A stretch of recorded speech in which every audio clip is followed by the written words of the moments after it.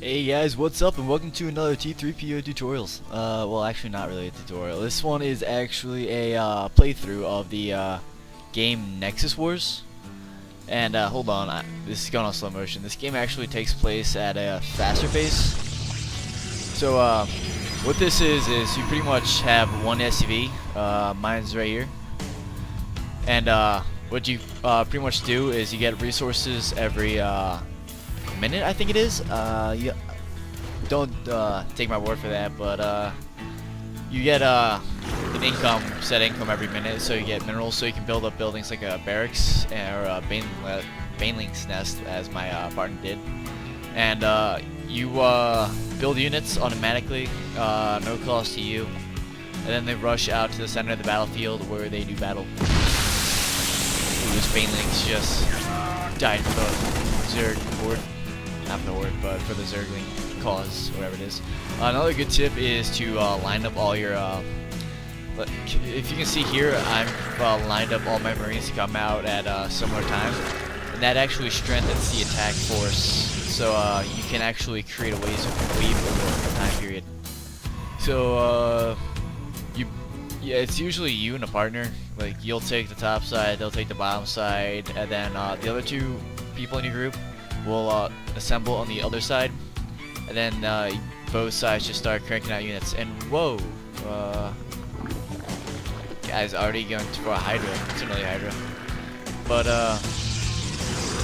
they just start cranking out units. You want to protect your Nexus, but if they start killing your buildings, you're pretty much done anyways. So the key to this game is to defend this ramp at all costs. But no, you'll also get a nuke if I can find my SUV. There it is. You can call it a tactical nuke strike, and that'll you'll see this later, but it takes out all the enemy units within a certain radius. But you can also take out friendly units. That's happened to me once, where we've been at their front door and they call a nuke, and our units are here, their units are here. They call in a nuke expecting us to be here by the time it comes down, but it holds, and they end up nuking all their units, so we just march right into the base. It's pretty funny, but it's got a sting for the other team. Little entry, that big sentry battle on top. It was sentry versus sentry. So you can also buy upgrades for units. Right now, I can buy a combat shield for my Marines. But what you have to do is cancel a unit, throw in the combat shield, and throw another unit behind it, so it starts producing Marines after it's done with the combat shield. And you usually don't want to do that unless you're going to go heavy Marines like I am right now. Heavy Marines is usually a pretty good start if you're new at this game. Going heavy banelings usually doesn't really work because they usually get put down, but I've never really seen anyone go all out banelings before. If someone has a replay of that and it works, send me that. That'll be pretty cool. It's Starcraft 2 at t3po.com. So this mass clump of units we have right here is called a wall, or I call it a wall. I don't know if that's an official name, but what you want to do is you're going to have a wall, and then you're going to go up to your enemy space and start attacking. And they're either going to throw down a photon cannon to help repel the wall, or they're going to call in a tactical nuke and wipe out all your forces. And then they're going to create a lot of units. Their units are going to build up, because we're going to have like a unit here and there, which is going to start building up their units to a huge amount, and then they're going to slowly make their way to our front gate, which is this is expanded. It used to not be this long. And then they're going to make our way, and then we're either going to need to nuke them or do something, and then it's going to come back this way. It's usually like a back and forth battle like that. So yeah, there goes the nuke. Just killed all my Marines. And they got photon cannon up. That's doing too much good. They gotta kill this area right here. Heavy Marauder was a good idea though. Logic, using logic you can. So in the beta, what actually I'll upload a picture of it at the end of this video. But two of my buddies, they were playing this game, And it was towards the end of this game. They didn't have a unit cap. What you see up here is 16 out of 90, which means you can only build up units which count up to 90 units. So they just built mass Thors, and everyone on the map built mass Thors, and then it got like clogged up in the center of the map because as soon as one died, like 8 would take its spot on both sides. So it was pretty much a lag war, and whoever lagged out last won, and whoever had the strongest PC pretty much won the match. And throughout the entire game, they could watch people just drop as they couldn't take the graphics. They got another 2 photon cannons. Not the best idea because you're not using any units. Pretty much now, Logic's only one doing any good units wise on this side. These mortals though, they're tough to kill.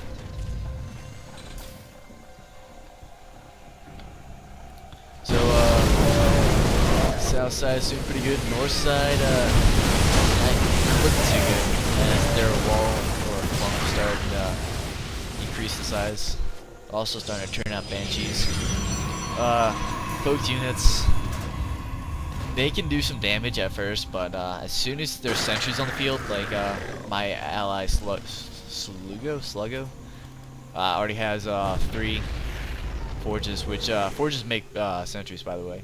So that's our cloak detection, and I'm starting to crank out tanks right now to counter this giant mass marauder build he's going with. And tanks used to be, actually no, these are tanks, these are marauders. Tanks used to be really overpowered about a month ago, and it used to be like a massive tank battle versus a massive tank battle. Those usually were pretty interesting to watch. You got nothing to take out this banshees.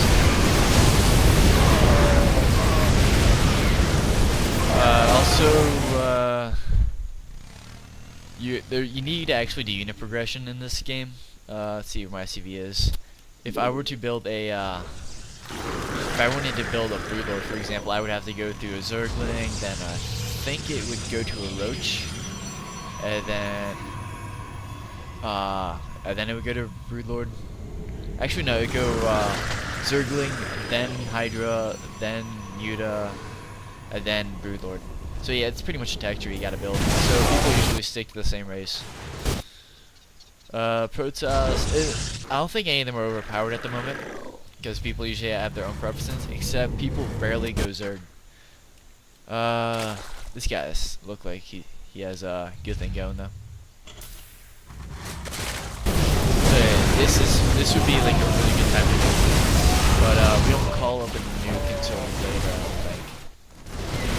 So we already called the nuke on this side.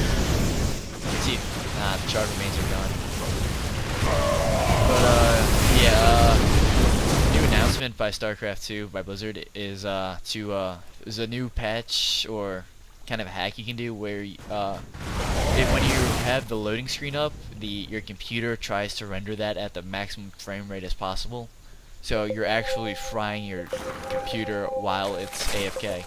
So there's a thing you can change if you go into document/starcraft2/ and then open up the variables text folder. There's like oh, he's killing out his Vikings in order to make room for more Vikings. That didn't make much sense. But you add max frame rate equals 60, and sticky frame rate is equal to oh, that's smart. He has all his Hydras to attack as one.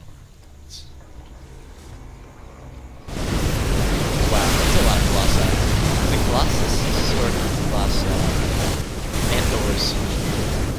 It's just like a wall of metal. There he goes. That's just instantaneous right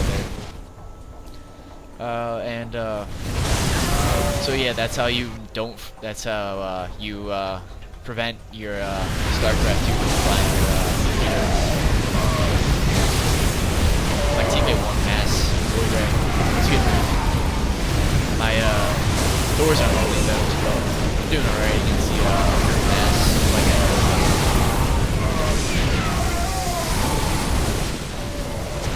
wow, that is like, how many Colossi is there? 6 people.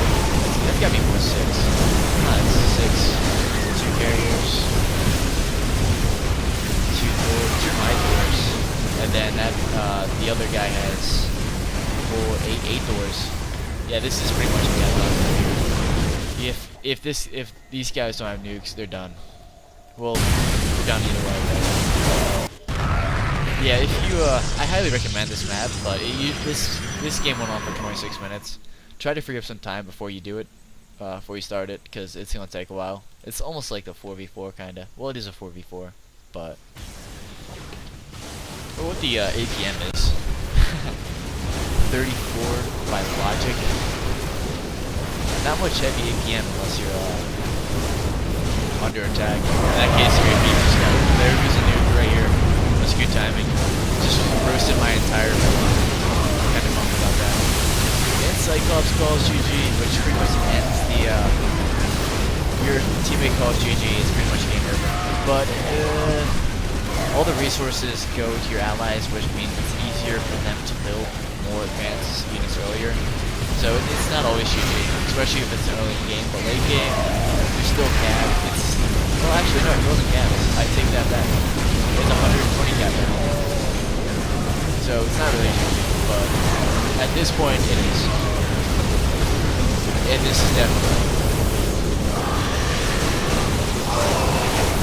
So many interceptors. Alright, I want to see if I can grab one. Nope. Alright, that pretty much sums it up. Hold on. Still haven't attacked the Nexus yet.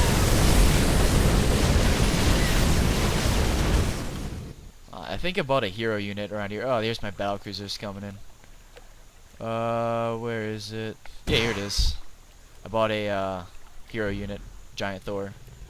And that's pretty much it. I highly recommend this game if you have the time to do it. It's been out since early beta. It's been developing ever since, and it's been getting better and better every month. So thanks for watching. If you got any replays, send them to starcraft2@t3po.com. I'll make sure I'll cast them. Don't worry about that at this moment. And that's pretty much it. Thanks for watching, and I'll post that screenshot after this. And see you guys next time.